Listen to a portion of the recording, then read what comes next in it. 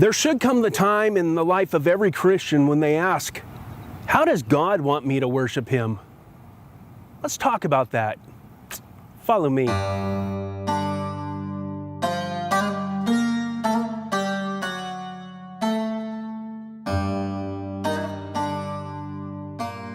On Tuesday mornings, a group of believers here in Bedford County, Tennessee, gather together at various convalescence homes on a rotating schedule in order to sing hymns and songs and praises to the residents. They visit one of 4 different homes each week.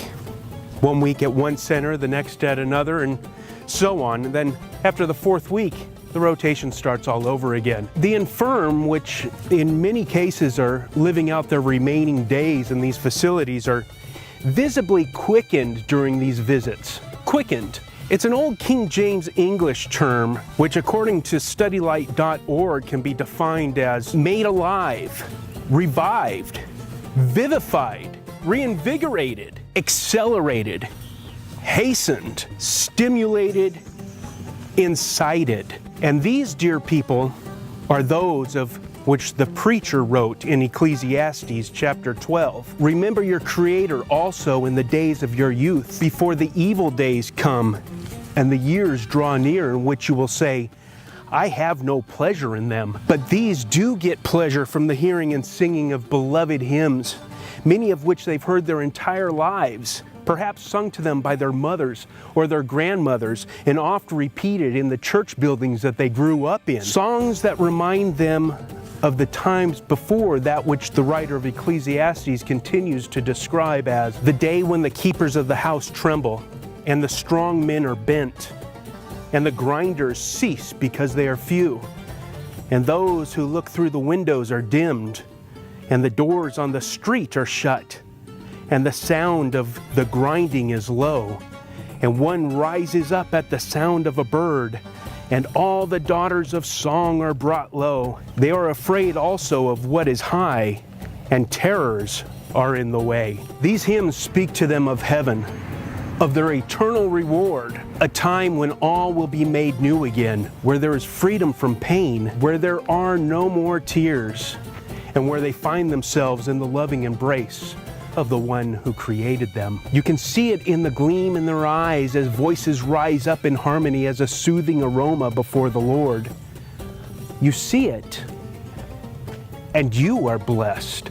James, the brother of Jesus, writes, religion that is pure and undefiled before God the Father is this, to visit widows and orphans in their affliction, and to keep oneself unstained from the world. The word religion is interesting because it only appears in your Bible, depending on which translation you use, about 5 times.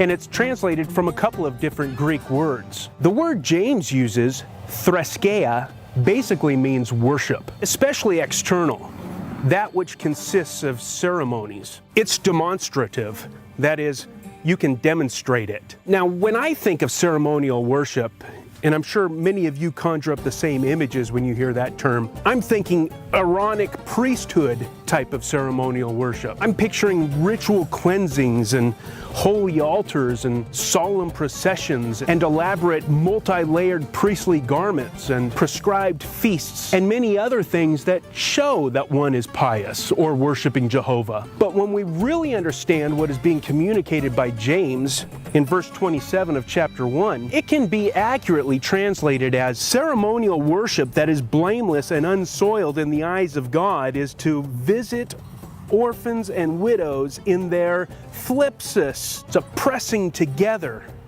pressure. It's a metaphor, we would say, between a rock and a hard place, distress.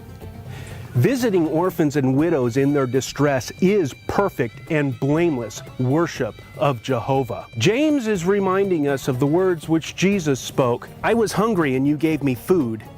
I was thirsty and you gave me drink. I was a stranger and you welcomed me. I was naked and you clothed me. I was sick and you visited me. I was in prison and you came to me. Then the righteous will answer him saying, Lord, when did we see you hungry and feed you, or thirsty and give you drink? And when did we see you a stranger and welcome you, or naked and clothe you? And when did we see you sick or in prison and visit you? And the king will answer them and say, "Truly I say to you, as you did it to the least of one of these my brothers, you did it to me."